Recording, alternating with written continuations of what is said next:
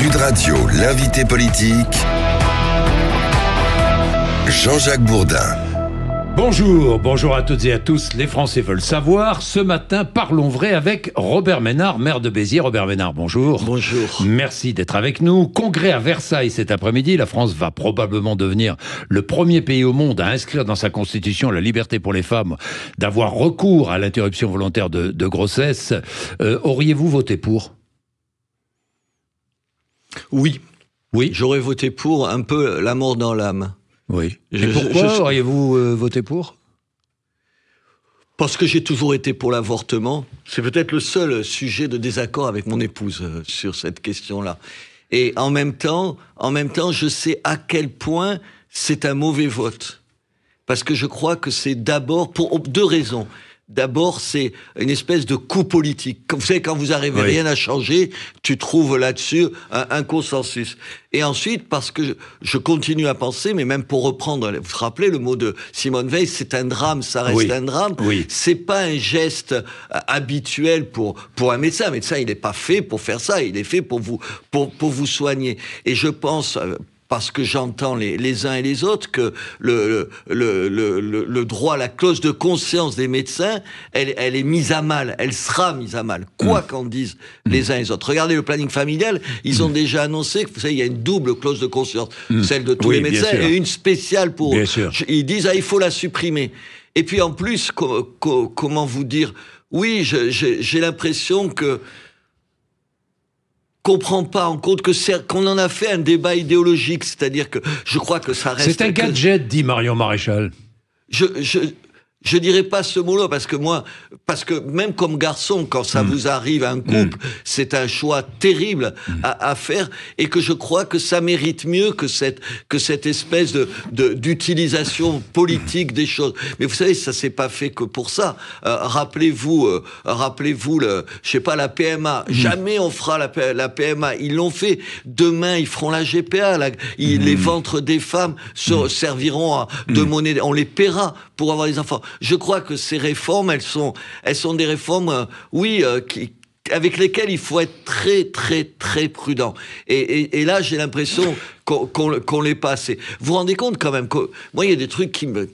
Et en même temps, je suis pour, parce que je me suis battu pour ça, parce que je pense que c'est nécessaire, c'est évidemment, c'est liberté. Et en même temps, l'idée, c'était quand même qu'il y en ait moins. Il n'y en a jamais eu autant d'avortements. Vous vous rappelez, je sais pas si vous vous rappelez, je me rappelle plus quand c'est ce que c'était, je pense que c'était 2015 ou 2016, on a supprimé le délai de... Vous savez, les femmes avaient 8 jours pour le faire. Il y a 2 ans, on a supprimé même pour les mineurs. Enfin, attendez, et quand vous achetez quelque chose, on vous donne 8 jours pour prendre une décision. Et sur un geste aussi important, on vous donne plus ça. Et en même temps, vous savez pourquoi je suis prudent ? Je suis prudent parce que dès que tu dis ça, tu apparais pour un vieux réac. Vous savez, quelqu'un qui serait pas dans l'air du temps, quelqu'un qui... Vous êtes réac ?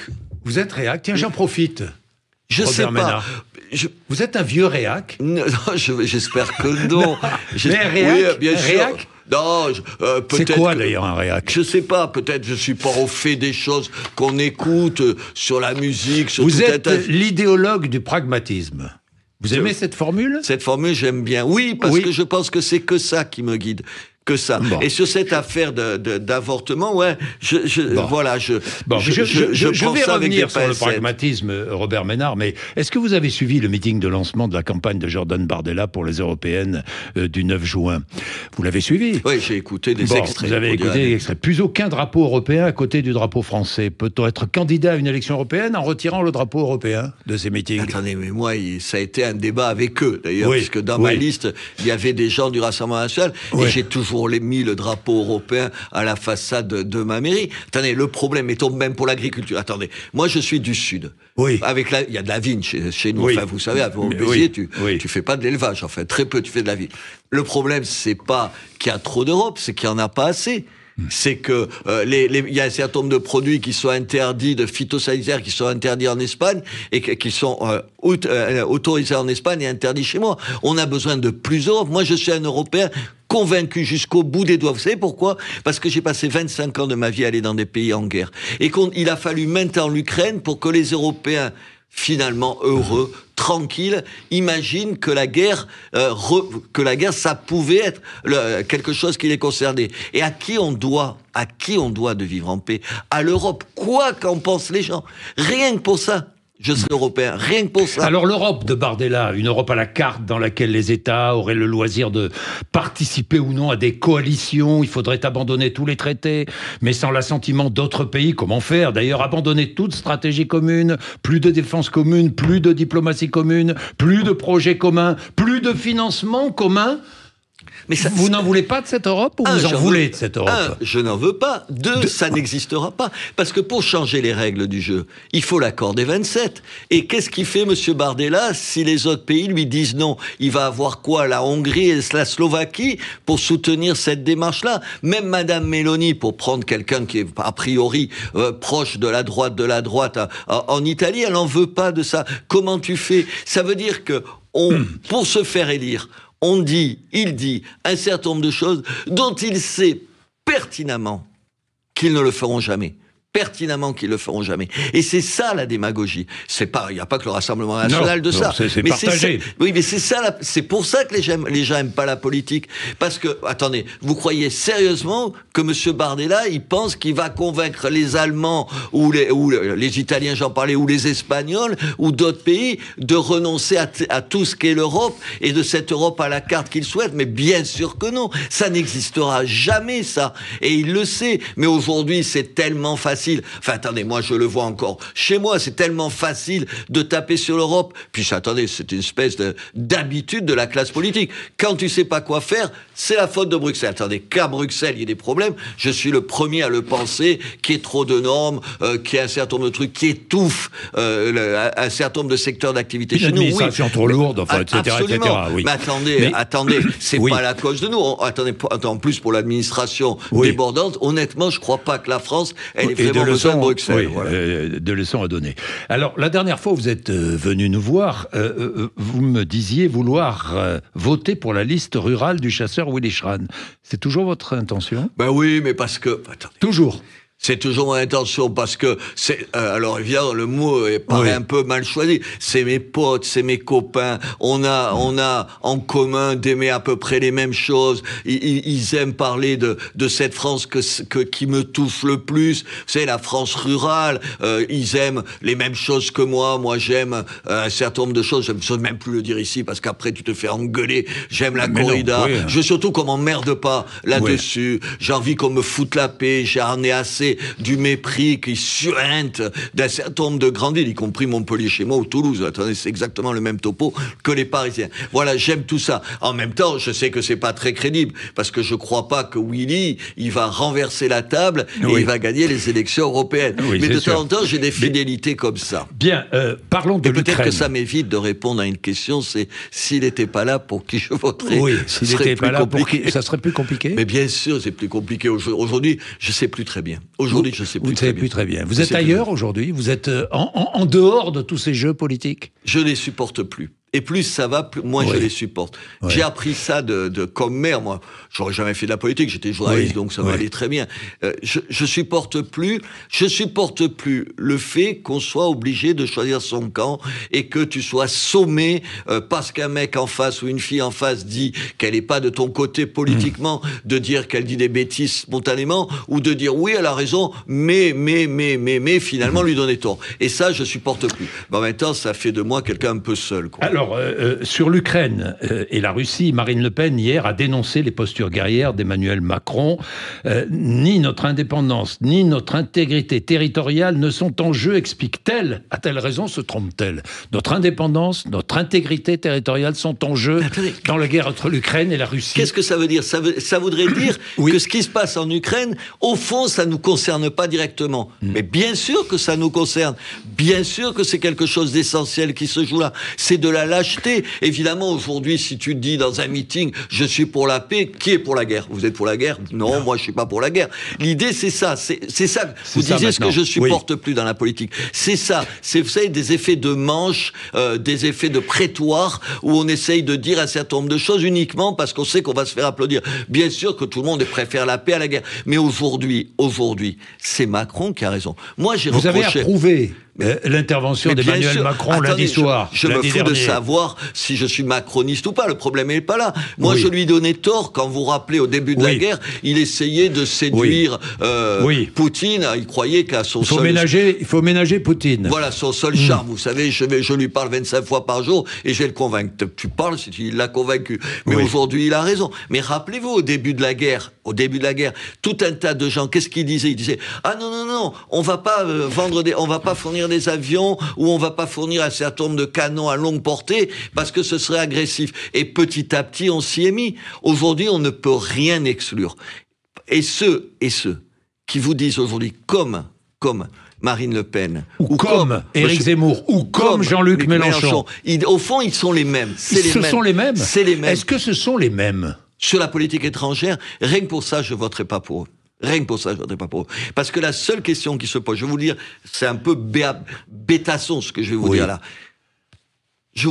Non, c'est vous qui posez des questions. Allez-y. Non, ce que je veux dire, vous êtes sûr que quand le début de la guerre commence, en février 2022, les trois, ils choisissent l'Ukraine? Non. Vous en êtes sûr? Non. Et moi non plus. Rien que pour ça, je me dis que je voterai plus pour eux. Parce que quand même, attendez, un chef de l'État, il a en main quoi? Il a d'abord la politique étrangère. Ça veut dire que vous ne voterez pas pour Marine Le Pen à la présidentielle? Je ne voterai plus pour eux? Là, aujourd'hui, je voterai plus pour eux. Vous ne voterez pas pour Marine Le Pen à la présidentielle? Non. Ce qui s'est passé là... À cause de l'Ukraine. À cause de ses positions sur la politique étrangère, sur l'Ukraine, sur l'indépendance de la France, enfin, sur l'Europe, parce que c'est notre avenir qui est en jeu. Mon avenir, et je l'ai vu, j'ai été patron pendant 25 ans de Reporters sans frontières. J'ai vu à quel point ce qui vous paraît loin, vous savez, les gens, ils se disent, c'est loin, ça me concerne pas. Mais ça vous concerne, Je vais pas faire d'analogie avec les années 30 et tout. Mais combien il y a de gens qui pensent que tout ça vous concerne pas. Au fond, si tu lâches demain un peu plus, si tu abandonnes, parce que ça finit par être ça, si tu abandonnes l'Ukraine, au fond, si ça doit calmer Poutine, on sera tranquille. D'abord, quelle lâcheté, quelle saloperie, au sens propre. Et moi, j'ai chez moi 200 ou 300 Ukrainiens que j'ai accueillis. Je vais leur dire, vous n'allez pas rentrer chez vous, vous n'allez plus rentrer chez vous, parce que c'est plus vous qui déciderez. Mais comment tu peux dire ça aux gens? Il y a quand même quelque chose qui s'appelle la morale. Est-ce que certains, j'ai beaucoup réfléchi à la question, est-ce que certains responsables politiques sont fascinés par la force? Ah mais Dieu, attendez, sur le Rassemblement national... Parce que ça, vous avez beaucoup d'expérience. Vous avez côtoyé de nombreux régimes, vous avez vu de nombreux régimes dictatoriaux ou autres. Est-ce que certains sont fascinés par la force? Mais bien sûr. Et une partie de chez Mélenchon à la France Insoumise et au Rassemblement national, ils sont fascinés par le personnage. Ils sont fascinés. Attendez, moi j'en connais un certain nombre, ça fait pas long mon ado. Il y a une fascination, il y a ça, et il y a un truc incroyable, c'est leur détestation des États-Unis. Un vieil anti-américanisme. Attendez, alors que, quand même, ils sont dingues. Attendez, je sais plus dans combien de temps, là, on va fêter au mois de mai, de juin, on fêtera les 80e anniversaire du débarquement. Enfin, qui c'est qui nous a sauvé la peau? C'est les Russes ou les Américains? Les deux, les Russes aussi. Oui, les Russes en imposant dans les endroits où ils étaient des régimes dont on voulait pas. Enfin, attendez, aujourd'hui, les Américains ont traversé l'Atlantique pour venir à notre secours. Ouais, et nous ne sommes pas capables de franchir une frontière pour aller au secours des Ukrainiens, c'est ce que vous voulez dire? C'est exactement ça. C'est abominable. À l'heure où on va fêter, attendez, en plus on va avoir droit à des discours de faux cul, parce que c'est les mêmes qui vont applaudir les manifestations, les commémorations du 80e anniversaire. Et aujourd'hui, ils sont prêts, eux, à abandonner, parce que ça se passera comme ça veut dire ça. Ils abandonneront l'Ukraine en disant non, enfin attendez, vous les avez entendus, nos enfants vont pas mourir pour l'Ukraine. Mais enfin attendez, nos enfants vont pas mourir pour Danzig. Vous vous rappelez un tout petit peu, vous vous rappelez ce qu'on faisait. On va pas quand même mourir pour la Tchécoslovaquie à l'époque. Enfin. Est-ce que c'est acceptable d'être complaisant? Parce que c'est une forme de complaisance, Robert Ménard, bien sûr, de leur part. C'est de la complaisance. Est-ce qu'il est acceptable d'être complaisant avec un régime qui est l'allié de la Corée du Nord et de l'Iran? Mais c'est insupportable. C'est insupportable. Et ça, comment vous dire, alors j'essaye de peser mes mots parce que là je vais m'emporter et tout. En tout cas, pour moi, ça les disqualifie pour diriger ce pays. Je n'ai pas envie, encore une fois, je n'ai pas envie de voter pour des gens dont je me dis, dans une période de crise, et on l'a vu en février dernier, ils ne choisiraient pas, en gros, la démocratie face à la tyrannie. Parce que ça finit par être ça. Bien, vous ne voterez pas Marine Le Pen, pourriez-vous voter pour vous? Non, je vous dis ça, Robert Ménard, mais est-ce que vous pourriez être candidat à l'élection présidentielle en 2027? Le candidat du pragmatisme, le candidat des solutions pour les gens et pour les citoyens. Il faut une confiance en soi, une certitude de soi, et que je ne suis que aujourd'hui là, face à vous, je ne suis pas sûr d'avoir. Parce que le matin, je me dis, c'est toi tu peux aider à la France. J'aimerais le faire. Mais à Béziers, vous réunissez des votes de citoyens de droite et de gauche, de tous les bords politiques. Est-ce que ce que vous faites à Béziers, vous ne pourriez pas le faire au niveau national? Et c'est la question que je me suis posée, que je me pose régulièrement, me disant, est-ce que c'est cette façon peut-être un peu différente de faire de la politique, c'est-à-dire de pas juger les gens sur leurs étiquettes, d'essayer de les écouter, de faire part de ses doutes. Tout le monde a des doutes. Les gens, quand vous leur parlez, dès que vous les ramenez à leur vie, ils savent bien que c'est plus compliqué que ça. Ils savent bien que face à leurs enfants, ils n'ont pas des réponses toutes faites, que dans leurs histoires d'amour et de couple, c'est plus compliqué qu'il n'y paraît, que dans les choix que tu fais pour ton avenir, tu es pas sûr de pas te tromper. Moi, je pense que cette façon de le dire, de le partager, de dire que malgré ses doutes, il faut faire des choix. Moi, ce que je reproche à Macron, c'est que le en même temps, il fonctionne pas à un moment donné. Intellectuellement, c'est plutôt séduisant de dire tout le monde a un peu raison. Mais à un moment donné, il faut trancher. Être à la fois faire part de ses doutes, ne pas être sûr d'avoir des réponses à tout. Moi, je rêve d'un chef d'État qui s'occupe pas de tout, qui disent qu'il y a des choses qui ne le regardent pas, il y a un gouvernement pour ça, mais qui prennent quelques engagements et qui les fassent respecter. Oui, je me dis, peut-être je pourrais incarner ça. Vous n'écartez pas cette hypothèse? Non, je l'écarte pas. Je l'écarte plus. Je ne l'écarte plus. À un moment donné, vous l'écartiez, aujourd'hui vous avez évolué, vous ne l'écartez plus. Oui, parce que je vois d'abord, parce que j'entends des gens qui se disent, finalement, ce maire, il n'est pas si débile que ça, ce qu'il dit, je m'y retrouve, parce que je vois des gens qui me le disent, mais en même temps, je me dis, est-ce que je suis sidéré des gens qui se disent, j'ai la culture, vous savez que si vous êtes candidat à l'élection présidentielle, vous allez faire peur à beaucoup de monde. À droite comme à gauche, à l'extrême droite comme à l'extrême gauche. Vous allez faire peur tout le monde parce que vous risquez de grignoter de tous les côtés. Vous le savez? Ouais, je sais pas. Je me dis que si ça peut peser, si ça peut aider, mais en même temps, voilà, encore une fois, il faut être sûr de soi. Moi, j'ai beaucoup de doutes sur moi.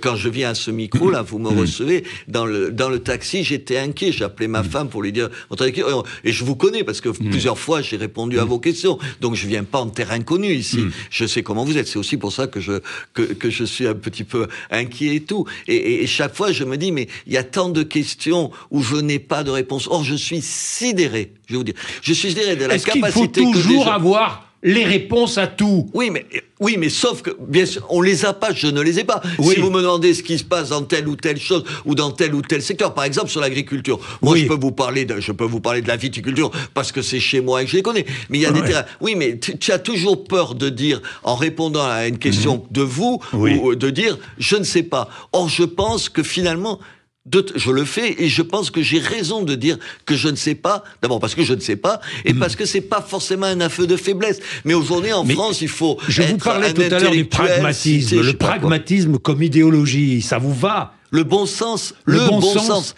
Moi, candidat du bon sens. Moi, je suis. Oui, mais le bon sens, ça fait recette de grand-mère, un peu vieillot. Tout à l'heure, vous disiez réac. Ça fait un peu. Il est d'un autre temps. Peut-être que. Vous savez, tout à l'heure, vous disiez, je suis réac. Je crois pas. Je pense qu'il faut protéger un certain nombre de choses, des choses. Moi, je suis pas de ceux qui disent c'était toujours mieux avant. C'est pas vrai. J'ai des souvenirs d'enfance. Je ne le pense pas. Mais je pense qu'il y a des choses à protéger. Ce que moi j'ai envie, c'est de protéger certaines choses. Et puis il y a des choses qu'il faut bousculer. Robert Ménard, j'ai 2 questions encore. Tiens, une question qui pourrait concerner un candidat à l'élection présidentielle, l'assurance chômage. Est-ce que vous êtes favorable à la volonté du gouvernement de revoir les règles d'indemnisation du chômage? Ben attendez, il y a un vrai problème chez moi comme ailleurs. Vous avez des chômeurs et il y a des demandes d'emploi. Attendez, comment tu expliques ça? Comment tu expliques ça? Qu'il y a un certain nombre de gens pas certain, qu'on doit aider les gens à un moment donné, mais il y a un certain nombre de gens, tout le monde le sait, qui s'installent dans le chômage. Ça, vous le dites, vous dites ça, les mecs, vous dites, qu'est-ce qu'ils pensent? Mais enfin, je le sais, tout le monde le sait. Tout le monde sait qu'il y a des gens qui cherchent pas du boulot. Enfin, attendez, vous avez rencontré des patrons. Il y a 80 personnes qui doivent venir chercher un emploi. T'en as un quart qui vient, et sur le quart qui vient, t'en as 3 quarts qui, eux non plus, n'ont pas réellement envie de trouver du boulot. Bien sûr qu'il faut changer ça. On en a besoin. Et puis, il est pas normal qu'à un moment donné, comment dire, qu'à un moment donné, si tu te mets à travailler, au fond, t'es pas sûr de gagner plus d'argent et que ce soit plus facile que si tu travailles pas. Mais quelle est cette situation de dingue? Aujourd'hui, par exemple, sur le RSA, je trouve, le gouvernement a eu raison. Sur ça, il a raison. Sur d'autres choses, il a pas raison. Mais il a raison de dire aux gens, tu touches le RSA, tu vas bosser 15 heures par semaine. Mais enfin, c'est normal. La tenue unique à l'école, 4 écoles à Béziers, expérimentation en cours depuis une semaine maintenant, un bilan. C'est formidable. D'abord, ils sont mignons comme toi. Alors, c'est de la politique spectacle, un foutage de gueule. C'est Carole Delga qui disait cela mercredi dernier ici, à votre place, tiens. Oui. Mais Carole Delga là-dessus, qu'est-ce qu'elle en sait? Moi, la seule chose... Attendez, je ne sais pas... D'abord, je suis sûr que ça réglera pas certains problèmes. Si c'est pour me dire, ça va pas régler le problème des salaires des enseignants, du nombre d'enseignants, attendez, je suis pas assez con pour pas m'en être aperçu. Vous le direz de ma part à Carole Delga. Je suis pas plus bête qu'elle et je l'ai mesuré. Moi, ce que je dis juste, c'est une expérimentation. Mais Carole Delga, ça n'a jamais été essayé en métropole. Elle et les autres, ils ont déjà des réponses à ça. Mais moi, je dis, attendons, essayons, voyons si c'est bien. Ce que j'ai vu, vous savez ce que j'ai vu? Moi, il y a une petite fille, vous savez ce qu'elle m'a dit? Et j'ai trouvé que c'était un mot de gosse. Vous le direz à Carole Delga, je trouve que c'est vrai. Je lui ai dit, mais c'est pas moi, c'est pas vrai. C'est une journaliste qui était là et qui lui posait des questions. Elle dit, ah oui, c'est bien parce qu'on est moins jaloux et puis il y a moins de moquerie entre nous. Je trouvais que c'était superbe. Moins de jalousie, moins de moquerie parce que t'as pas le bon vêtement. Rien que pour ça. Je suis content d'essayer. Ensuite, on se donne rendez-vous, on va voir si ça marche, si ça marche pas. On va voir. Attendez, je tape sur Carole Delga, Madame Belloubet, vous avez vu? En plus, parce que c'est à Béziers. Je sais pas ce qu'elle doit penser, que je suis un vieux réac et que c'est pas étonnant. Attendez, elle est ministre. C'est vrai qu'avec tout ce qu'elle a dit, les fariboles, il te rappelle là-dessus. Attendons de voir, essayons. Mais en France, on fait des guerres de religion, sur tout et n'importe quoi, et au lieu d'être pragmatique, d'essayer, et on verra ce que c'est. Je voulais terminer sur les affiches de LFI mettant en scène des journalistes supposés être opposés à LFI pour inviter les électeurs à voter LFI. Ah, vous n'avez pas vu cette affiche non, qui met en scène des... Vous n'avez pas vu ça? Qui met en scène des journalistes avec en dessous voter LFI, quoi. Ah ouais. Vous votez un tel ou une telle vote, votez LFI. Utiliser l'image des journalistes pour inciter au vote. Vous n'avez pas vu ça? Bon, non, aujourd'hui j'ai été peiné par ce qui s'est passé avec Reporters sans frontières et tout ça. Mais c'est une autre paire de manches. Vous avez été peiné? Bien sûr, j'ai été peiné. J'ai créé cette association. C'est fait pour défendre la liberté de la presse. Et quoi? Ils organisent la chasse aux sorcières. Alors il y aurait un média. Attendez, CNews, c'est un média plutôt à droite. Et alors? Attends, il n'y a pas le droit d'avoir un média de droite dans ce pays, et ça vous pose un problème. Il y a bien des médias de gauche, moi ça me gêne pas. C'est toujours la même méthode. Je veux juste être libre d'écouter ou de voir ce que j'ai envie de lire et d'écouter. Et que l'organisation que j'ai créée, que j'ai participé à créer, aujourd'hui commence à dire, je vais demander à chacun pour qui il a voté. Et en plus, vous le disiez vous-même, vous êtes défini par un vote, vous? Non. Vous êtes de droite, de gauche, tu peux être de droite à un moment donné, de gauche à un autre. C'est stupide. Mais la France, et les journalistes, ils aiment pas trop la liberté, en réalité. Bien, merci Robert Ménard d'être venu nous voir ce matin, 8h57. Vous êtes sur Sud Radio, 0826 300 300. Si vous voulez intervenir après les infos de 9h.